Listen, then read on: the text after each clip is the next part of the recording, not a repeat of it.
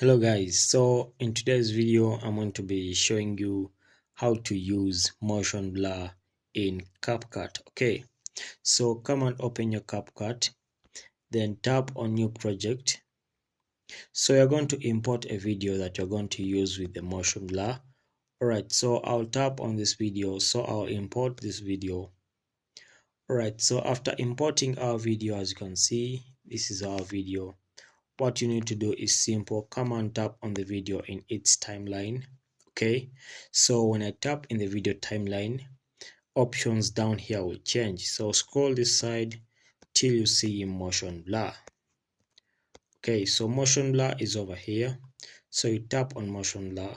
So in motion blur, you can use the blur itself, or you can also use the blend, or you can use both of them. Okay, all right, so you can choose the direction. So let's choose both directions. Then here they ask you the number of times you want to use the motion blur, so you can choose 6 times. Okay, so when you're done with that, you can try to play your video.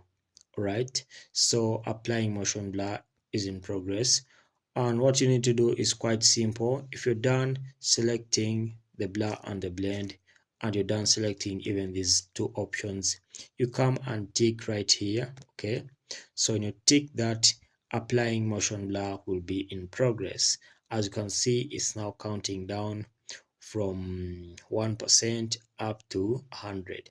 So you just need to wait for your video to get done and it will be in motion blur. Okay, so guys, that's how to add motion blur in your CapCut video. Okay, so thank you for watching guys.